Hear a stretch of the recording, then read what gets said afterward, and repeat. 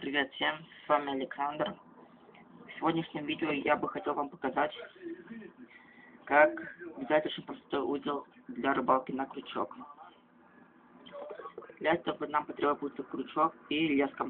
Но как так, леска она прозрачная, и вам будет плохо видно, и я взял простую нить. Для начала берем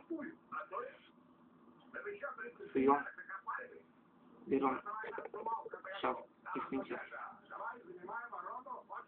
берем,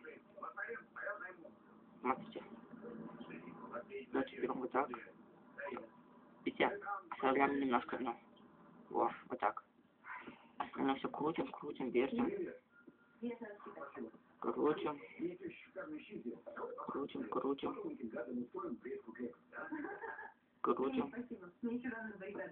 берем, суем дырку сюда, прижимаем и дергаем за веревку. Хоп.